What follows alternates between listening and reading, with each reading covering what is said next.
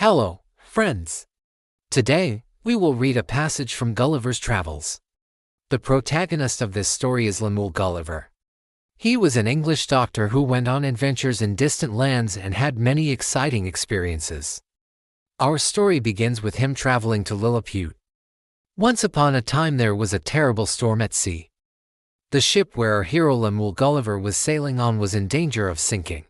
Suddenly a huge wave hit the ship, and Gulliver found himself in the raging sea. Fortunately, he managed to grab onto a piece of the wreckage, and soon that piece of wreckage washed up on the shore of an unknown land. Gulliver found himself in a strange country. The trees, plants and flowers were all unlike anything he had seen before. And as the sun began to set, he heard the sounds of people's voices. Soon, little people began to appear from behind the trees. No, friends, this isn't a scene from a fairy tale. This is a scene from the book The History of the Six Reizen van den Gulliver by the Irish writer Jonathan Swift, first published in 1726. All the inhabitants of this strange country were very small, no more than 6 inches in height.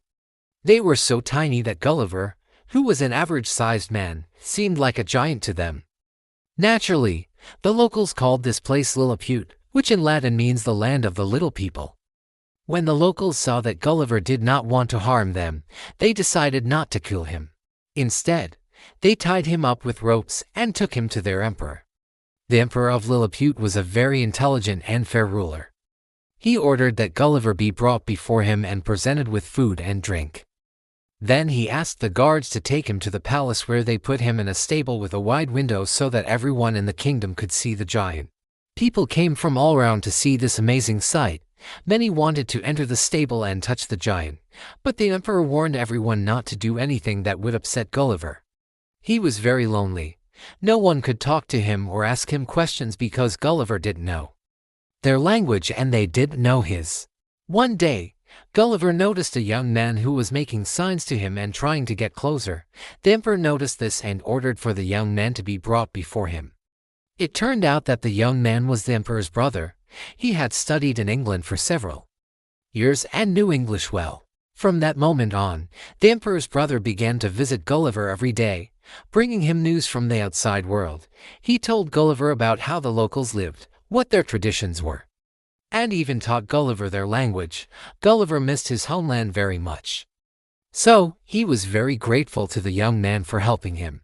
When Gulliver arrived in Lilliput, the emperor gave the order to make him clothes out of his own hair, so when Gulliver went outside, everyone could see that he was completely naked under his big hat. One day, the emperor invited Gulliver to take part in a battle with the neighboring kingdom of Blefuscu.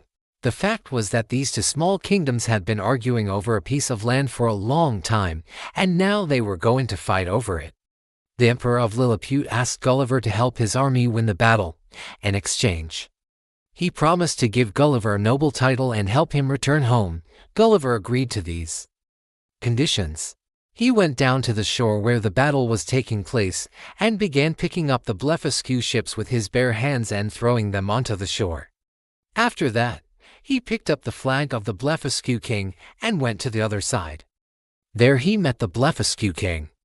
At first, the king thought that Gulliver wanted to eat him, but then he realized that Gulliver just wanted to take away his flag. The king ran away, and Gulliver returned the flag to the Lilliputians.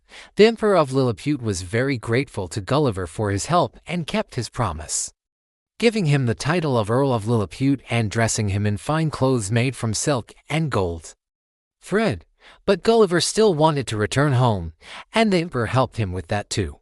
He ordered that a ship be built for Gulliver, as tall as a church spire, and when the ship was ready, Gulliver got on it and sailed away from the shores of Lilliput. That's all for today. See you soon. Bye.